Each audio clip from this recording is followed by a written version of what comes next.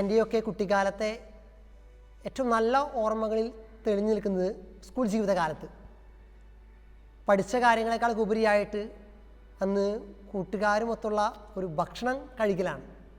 ഉച്ചക്കാലത്തെ interval ടൈമിൽ കുറച്ച് പേർക്കൊക്കെ ഉച്ചക്കാലത്തെ കഞ്ഞി സ്കൂളിൽ നിന്ന് തന്നെ കിട്ടുമായിരുന്നു. ചൂടുള്ള കഞ്ഞിയും അതിൽ പയറോ കടലയൊക്കെ ആയിട്ട് കിട്ടും. എന്നെ പോലുള്ളവരൊക്കെ കുറച്ച് കൂട്ടുകാരൊക്കെ വീട്ടിൽ നിന്നും ചോറ്റുപാത്രത്തിൽ ഭക്ഷണം കൊണ്ടുവരികയാണ്. ഈ ഭക്ഷണം ഞങ്ങളെല്ലാവരും ഒരുമിച്ചാണ് കഴിക്കുക. കഴിക്കുമ്പോൾ ഒരു ഡെസ്കൊക്കെ ഒരുമിച്ചിടുന്നു.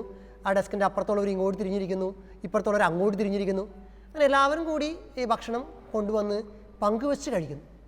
ആ കഴിപ്പിൻ്റെ ഒരു പ്രത്യേകത എന്ന് വെച്ചാൽ അന്ന് പല വിഭാഗത്തിൽ മതത്തിൽപ്പെട്ട കുട്ടികളുണ്ടായിരിക്കും. അപ്പോൾ ഞാനൊക്കെ കുറച്ച് ഒരു നോൺ വെജ് പോലെയുള്ള ഭക്ഷണങ്ങൾ കൊണ്ടുവരുന്നു. അപ്പോൾ ഷിഹാബുദ്ദീനുണ്ട്. അപ്പോൾ അവൻ്റെ വീട്ടിൽ നിന്ന് അവൻ്റെ അമ്മ ഉണ്ടാക്കി കൊണ്ടുവന്ന നല്ല നെയ്ച്ചോറ് കൊണ്ടുവരുന്നു. അതല്ലെങ്കിൽ വിഷ്ണു ഉണ്ട്, വിഷ്ണുവിൻ്റെ വീട്ടിൽ നിന്നും നല്ല പച്ചക്കറിയുമായിട്ടുള്ള ഭക്ഷണങ്ങൾ കൊണ്ടുവരുന്നു. അപ്പോൾ ഇത് പരസ്പരം അങ്ങോട്ടും ഇങ്ങോട്ടൊക്കെ പങ്ക് വെച്ച് കഴിക്കുന്നു എന്നുള്ളതാണ് അന്നത്തെ കാലഘട്ടത്തിൻ്റെ ഏറ്റവും രസകരമായിട്ടുള്ളൊരു ഓർമ്മയായിട്ട് ഇപ്പോഴും നിൽക്കുന്നത്. അപ്പോൾ അന്നൊക്കെ ഈ ഉച്ചയ്ക്ക് ഭക്ഷണം കഴിക്കാനിരിക്കുമ്പോൾ ഈ ചുറ്റുപാത്രത്തിൻ്റെ മൂടികയിൽ പല കറികളുണ്ടായിരിക്കും. ഒരു ക്ലാസ്സിൽ 5 8 പിള്ളേരൊക്കെ കറികളൊക്കെ നമ്മുടെ ഈ മേശപ്പുറത്ത് ഇങ്ങനെ വന്നിരിക്കും. നമ്മുടെ കറികളും അതുപോലെ തന്നെ മറ്റുള്ളവരും പങ്കുവെച്ച് കൊടുത്തിട്ടുണ്ടായിരിക്കും. അത് അന്നത്തെ കാലഘട്ടത്തിൽ മാത്രമല്ല, അതൊരു സ്കൂൾ ജീവിത കാലഘട്ടത്തിൻ്റെ ഒരു പ്രത്യേകതയാണ്. ഇന്നും സ്കൂളുകളിലൊക്കെ കുട്ടികൾ അങ്ങനെ ഒരു പങ്കുവെച്ച് പകുത്തു കൊടുത്തിട്ടൊക്കെയാണ് വളർന്നു വരുന്നത്.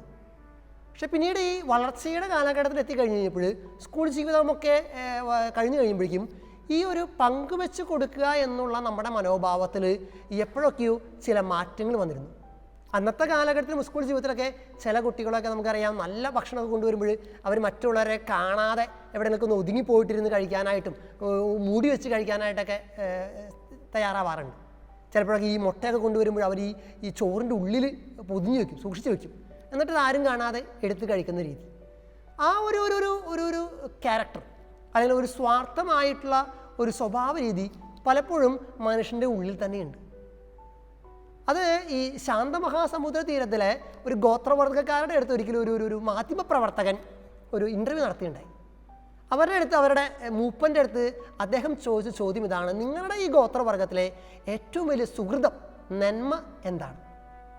അദ്ദേഹം പറഞ്ഞു, ഞങ്ങളുടെ ജീവിതത്തിലെ ഈ സുഹൃതം എന്ന് പറയുന്നത് ഞങ്ങളുടെ ഈ സമൂഹ ജീവിതത്തിലെ ഏറ്റവും വലിയ തിന്മയുമായിട്ട് ബന്ധപ്പെട്ട് മനസ്സിലാക്കാവുന്നതാണ്.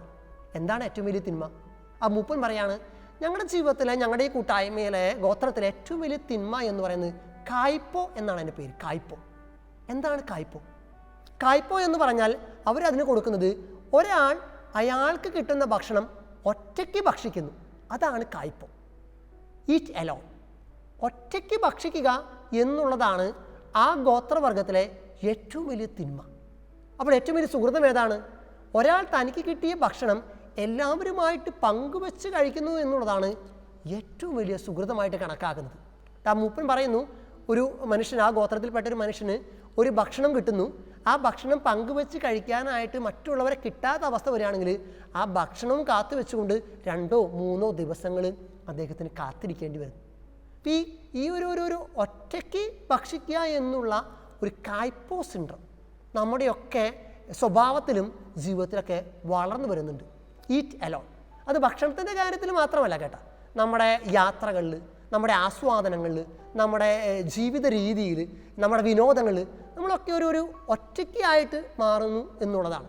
ഈ മൊബൈലൊക്കെ വന്നപ്പോഴുള്ളൊരു അപകടം അതാണ്. പണ്ട് കാലത്തൊക്കെ നമ്മുടെയൊക്കെ ചെറുപ്പകാലത്തിൽ ഈ ഒരു ടി വിക്കാണ് വീടുകളിൽ ഉണ്ടാവുക.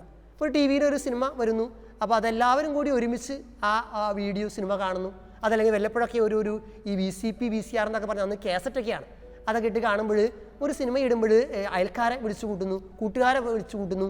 ഞങ്ങളെല്ലാവരും ഒരുമിച്ചാണ് ഈ ഒരു ചലച്ചിത്രമൊക്കെ ആസ്വദിക്കുക. അപ്പോൾ ഒരുമിച്ചാണ് അന്നത്തെ ആസ്വാദനങ്ങളൊക്കെ.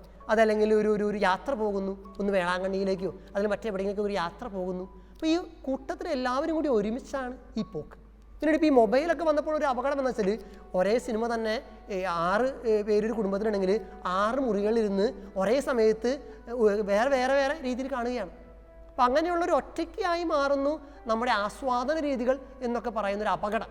നമുക്ക് ഈ ഒരുമിച്ച് പോകാനായിട്ടോ ഉള്ളത് മറ്റുള്ളവരുമായിട്ട് പങ്കുവെക്കാനായിട്ടോ ഉള്ള ഒരു മടി നമ്മുടെ ക്യാരക്ടറിൽ വന്നു പോകുന്നുണ്ട്. ഒരു കായ്പോ സിൻഡ്രം നമ്മളൊക്കെ വന്നു വരുന്നുണ്ട്. ഈ ഫ്രിഡ്ജിൻ്റെ ഒക്കെ ഒരു അപകടമായിട്ട് എനിക്ക് തോന്നിയൊരു കാര്യം എന്താണ്, ഈ പണ്ട് കാലത്തൊക്കെ ഈ ഒരു വീട്ടിലൊരു ഭക്ഷണം അല്ലെങ്കിൽ ഒരു വിരുന്ന് വന്നു, ആ വിരുന്ന് കഴിഞ്ഞ് കഴിഞ്ഞാൽ കുട്ടികളെയൊക്കെ, ഞങ്ങളൊക്കെ കുട്ടികളായിരുന്നപ്പോൾ ഉത്തരവാദിത്തമാണ് ആ വിരുന്നിൽ നിന്നും ബാക്കിയുള്ളത് മറ്റുള്ളവർക്ക് പകർന്നു കൊടുക്കുന്നൊരു പതിവുണ്ട്. അയൽക്കാർക്കും ബന്ധുക്കൾക്കും ഒരു പകർച്ച കൊണ്ടു കൊടുക്കുക എന്നുള്ളത് കുട്ടികളുടെ ഉത്തരവാദിത്തമാണ്. പല പാത്രങ്ങളിലാക്കി അടച്ചു മൂടി അവരത് പ്രതീക്ഷിക്കുന്നുണ്ട്. അവരുടെ വീട്ടിലും ഒരു വിരുന്ന് വരുമ്പോൾ നമ്മുടെ വീട്ടിലൊക്കെ പകർച്ച കിട്ടും. പക്ഷേ ഈ ഫ്രിഡ്ജൊക്കെ വന്നപ്പോൾ ഒരു പ്രത്യേകത എന്ന് വെച്ച് കഴിഞ്ഞാൽ നമ്മൾ ശേഖരിച്ച് വെക്കുകയാണ്, ഒന്നും പകർന്നു കൊടുക്കുന്നില്ല. അതായത് ഉള്ളിലിങ്ങനെ ഒളിപ്പിച്ച് വെക്കുന്നു അല്ലെങ്കിൽ സൂക്ഷിച്ച് വെക്കുന്നു, ആവശ്യാനുസരണം നമ്മൾ തന്നെ ചൂടാക്കി കഴിക്കുന്നു. അത് വലിയൊരു അപകടമാണ്. ഒരാൾ അവന് കിട്ടുന്ന സാധനം മറ്റൊരാളുമായിട്ട് പങ്കുവെക്കാതെ ഒറ്റയ്ക്ക് കഴിയുക എന്ന് പറയുന്നത് അപാരമായിട്ടുള്ള ഒരു തിന്മയാണ്. അത് ഭക്ഷണത്തിൻ്റെ കാര്യത്തിൽ മാത്രമല്ല, എല്ലാ ആസ്വാദന രീതികളിലും നമ്മളൊക്കെ നമ്മുടേത് മാത്രമായിട്ട് ചുരുങ്ങിപ്പോകുന്നു. ഐ, മീ, മൈസെൽഫ്, ഞാൻ, എനിക്ക്, എൻ്റെ, അങ്ങനെ ഒരു ചിന്താരീതി അറിഞ്ഞോ അറിയാതെയോ നമ്മുടെയൊക്കെ ക്യാരക്ടറിൽ വന്നിട്ടുണ്ട്. എൻ്റെ സന്തോഷം, എൻ്റെ സുഖം, എൻ്റെ നേട്ടം, ഞാനൊരു ഒറ്റയാനായിട്ട് ഇങ്ങനെ തഴച്ചു വളരുന്നു എന്നുള്ളൊരവസ്ഥയാണ്. അപ്പോൾ എൻ്റെ സന്തോഷത്തിന് വേണ്ടിയിട്ട് എന്തും ചെയ്യാനായിട്ട് എനിക്ക് മടിയില്ലാത്ത ഒരു അപകടം. പണ്ട് കേട്ടൊരു കൊച്ചു കഥയാണ്. ഒരു കുഞ്ഞു കുട്ടി, ആ കുട്ടിക്ക് ഒരു ആമയെ കളിക്കാനായിട്ട് കിട്ടുന്നു. ഒരു ആമ എവിടെ നിന്ന് കിട്ടിയതല്ലേ, കുളത്തിൽ നിന്നോ മറ്റേ കിട്ടിയതാണ്. അപ്പോൾ കുട്ടി ഈ ആമയെ ഇങ്ങനെ വളർത്തിക്കൊണ്ടുവരുന്നു, കളിപ്പിക്കുന്നു. അപ്പോൾ ആമയുടെ കൂടെ ചിലവഴിക്കുക എന്നുള്ളതാണ് കുട്ടിയുടെ ഏറ്റവും വലിയ സന്തോഷം.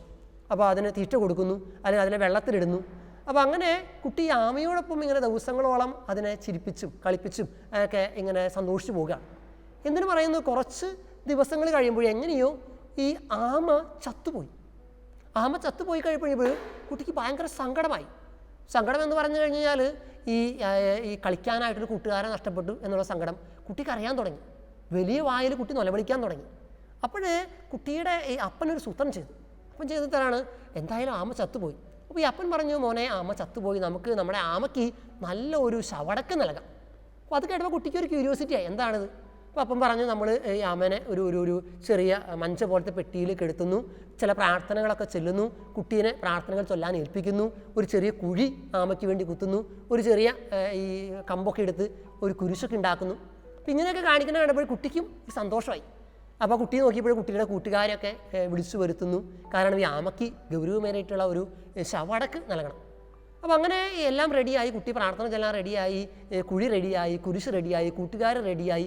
അങ്ങനെ ഈ ആമയെ കുഴിയിലെടുത്ത് വെക്കാനായിട്ട് നോക്കുമ്പോഴാണ് കാണുന്നത് ആമ ചത്തിട്ടില്ല. അപ്പോൾ കുട്ടിയുടെ പപ്പയ്ക്ക്, അച്ഛന് ഭയങ്കര സന്തോഷമായി. അപ്പോൾ പപ്പ പറയാണ്, മോനെ ഇതേ ആമ ചത്തിട്ടില്ല കേട്ടാ. അപ്പോൾ ഇത് കണ്ടിട്ടും കേട്ടിട്ടും കുട്ടിക്ക് വലിയ സന്തോഷമില്ല. അപ്പോൾ കുട്ടി ഈ പപ്പയുടെ അടുത്ത് പറയാണ്, പപ്പ നമുക്ക് ആമേനെ കുഴിച്ചിടാനായിട്ട് നമ്മൾ കുഴി ഉണ്ടാക്കി, കുരിശ് ഉണ്ടാക്കി, പെട്ടി വെച്ചു, പ്രാർത്ഥനകൾ ചെല്ലാൻ ഞാൻ റെഡിയായി, കൂട്ടുകാരൊക്കെ അത് കാണാൻ വേണ്ടി വന്നിരിക്കുകയാണ്. നമുക്ക് ആമേനെ കൊല്ലാൻ പപ്പ. ഇത് വല്ലാത്തൊരു അപകടമാണ്. കാരണം ആമ ജീവിച്ചിരുന്ന സമയത്തായിരുന്നു കുട്ടിക്ക് സന്തോഷം. അപ്പോൾ അത് ജീവിച്ചിരിക്കാനായിട്ട് കുട്ടി ആഗ്രഹിക്കുന്നു. പിന്നീട് കുട്ടിയുടെ സന്തോഷം എന്ന് പറയുന്നത് ആമ ചത്ത ആ കാര്യങ്ങൾക്ക് വേണ്ടിയിട്ടാണ്. അപ്പോൾ കുട്ടിക്ക് ആമയെ കൊല്ലണം എന്നുള്ള ഒരു ത്വര ഉള്ളിൻ്റെ ഉള്ളിൽ വരികയാണ്. ഈ അടുത്ത കാലത്ത് ഇറങ്ങിയ ഒരു ചിത്രമുണ്ടല്ലോ, അതായത് ഒരു ഷേക്സ്പിയറിൻ്റെ മാക്ബത്ത് എന്ന് പറയുന്ന ആ ഒരു നോവലിൽ നിന്നും അല്ലെങ്കിൽ ആ ഒരു നാടകത്തിൽ നിന്നൊക്കെ ഇൻസ്പയർ ചെയ്തുകൊണ്ടൊരു ചിത്രമാണ്. ഒരു മകൻ അവൻ്റെ സ്വന്തമായിട്ടുള്ള ആസ്വാദനത്തിന് അല്ലെങ്കിൽ നേട്ടത്തിന്, സന്തോഷത്തിന് തടസ്സം നിൽക്കുന്ന അവൻ്റെ പപ്പയെ അല്ലെങ്കിൽ അവൻ്റെ അച്ഛനെ, പിന്നീട് അവൻ്റെ ചേട്ടനെ, ഇങ്ങനെ ഓരോരുത്തരെയായിട്ട് കൊല്ലുവാനായിട്ട് ശ്രമിക്കുകയാണ്.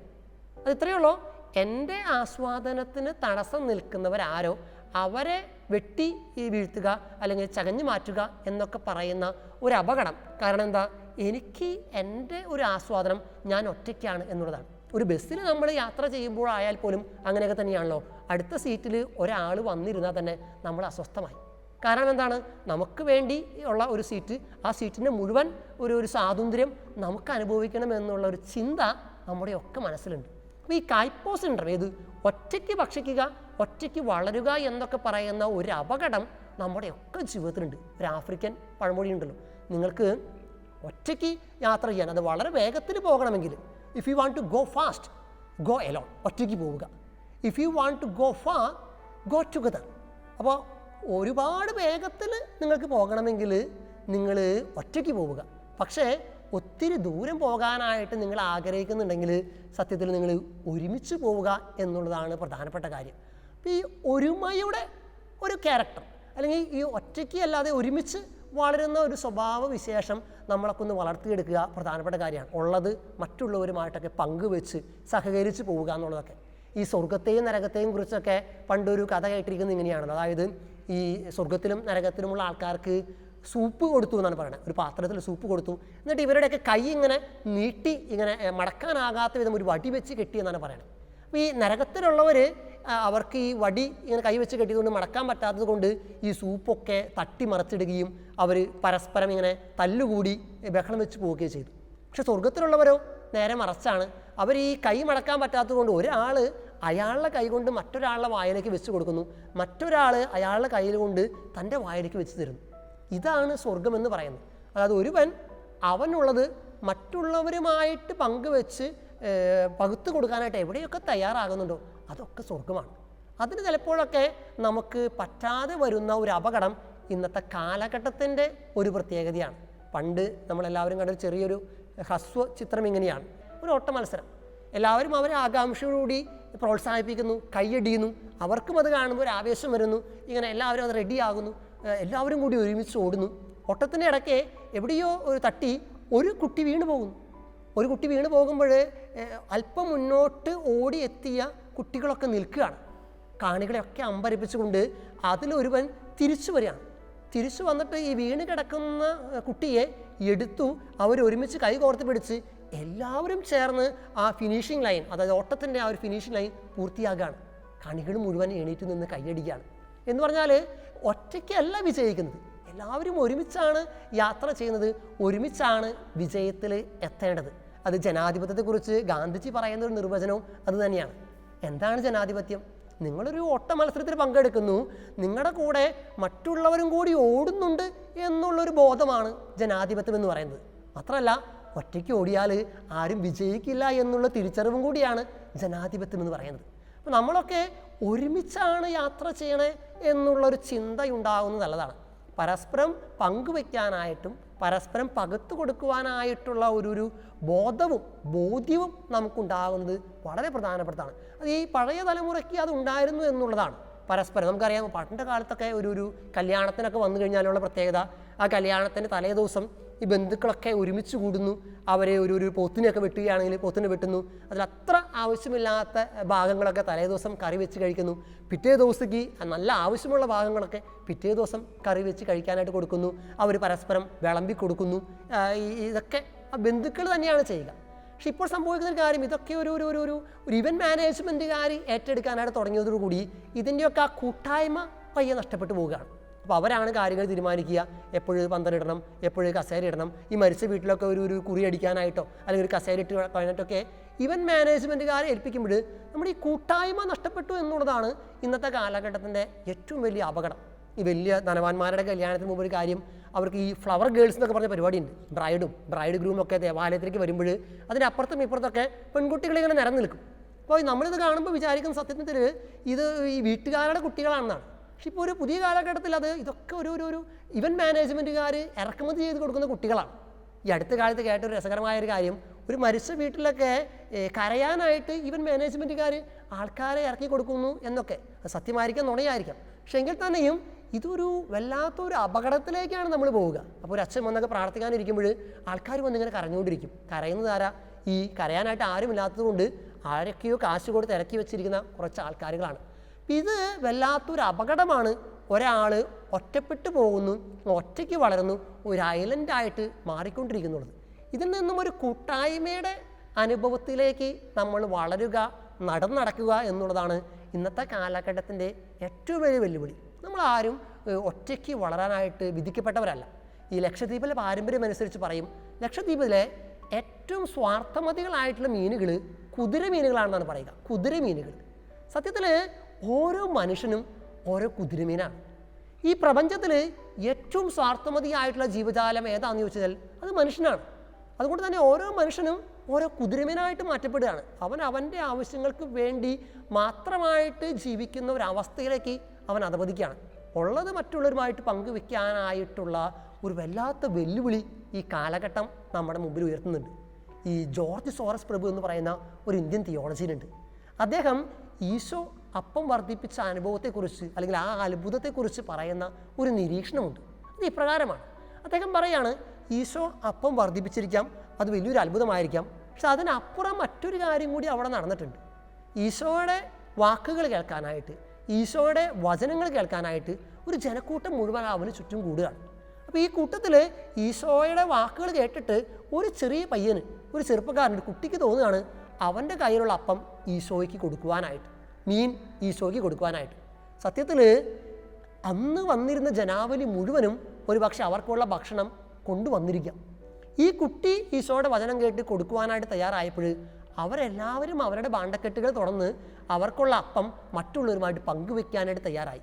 ഇതാണ് യഥാർത്ഥത്തിൽ അവിടെ നടന്ന ഒരു അത്ഭുതമെന്ന് പറഞ്ഞു കഴിഞ്ഞാൽ, ഈശോ ചെയ്ത അത്ഭുതത്തിനേക്കാളും ഉപരിയായിട്ട് ഈശോയുടെ വചനങ്ങളും വാക്കുകളും കേട്ടുകൊണ്ട് ആ ജനക്കൂട്ടം മുഴുവൻ തങ്ങൾ കൊണ്ടുവന്നിരുന്ന അപ്പക്കഷ്ണങ്ങൾ മുഴുവൻ മറ്റുള്ളവരുമായിട്ട് പങ്കുവെക്കാനായിട്ട് തയ്യാറായി. അതാണ് യഥാർത്ഥത്തിൽ അവിടെ അത്ഭുതം നടന്നു എന്ന് പറയുന്നത്. ഇത് ജീവിതത്തിൽ ഉണ്ടാകേണ്ടതാണ്. നമുക്കൊക്കെ ഉള്ളത് മറ്റുള്ളവരുമായിട്ട് പങ്കുവെക്കാനായിട്ടുള്ള ഒരു മനോഭാവം ഉണ്ടാവുക. ആ മനോഭാവം ഉണ്ടാക്കിയെടുക്കുമ്പോൾ നമ്മളൊക്കെ പ്രതീക്ഷിക്കുന്നതിനേക്കാളും വലിയ അത്ഭുതങ്ങൾക്ക് നമ്മൾ സാക്ഷ്യം നൽകും. ഈ ഒരു കൂട്ടായ്മയിലാണ് നമ്മൾ വളർന്നു പറയേണ്ടത്. സത്യത്തിൽ കത്തോലിക്ക സഭ എന്നൊക്കെ പറയുന്നത് ഒരു കൂട്ടായ്മയാണ്. ക്രിസ്തീയ സഭ എന്നൊക്കെ പറയുന്നത് ഒരു കൂട്ടായ്മയാണ്. പക്ഷേ നമ്മൾ അറിഞ്ഞോ അറിയാതെയോ, ഞാൻ തുടക്കം പറഞ്ഞ ഈ കായ്പോ സിൻഡ്രം, ഒറ്റയ്ക്ക് ഭക്ഷിക്കുക, ഒറ്റയ്ക്ക് വളരുക, ഒറ്റയ്ക്ക് ആസ്വദിക്കുക എന്ന് പറയുന്ന ഒരു അപകടം നമ്മുടെയൊക്കെ സഭയിലാകട്ടെ, സമൂഹത്തിലാകട്ടെ, കുടുംബജീവിതത്തിലാകട്ടെ വളർന്നു വരുന്നുണ്ട്. അതിനെ പ്രതിരോധിക്കുക എന്നുള്ളത് നമ്മുടെ എല്ലാവരുടെയും ഉത്തരവാദിത്തമാണ്. നമുക്കറിയാം, പരിശുദ്ധ കുർബാന എന്ന് പറയുന്നത് ഒരു കൂട്ടായ്മയാണ്. നമ്മൾ തന്നെ പറയുന്നുണ്ടല്ലോ, ഹോളി കമ്മ്യൂണിയൻ, അതായത് വിശുദ്ധമായിട്ടുള്ള ഒരു കൂട്ടായ്മയാണ്. കാരണം ഈശോ തൻ്റെ ശരീരവും രക്തവും പകുത്ത് പങ്കുവെച്ച് കൊടുത്തതിൻ്റെ ഓർമ്മയാണ്.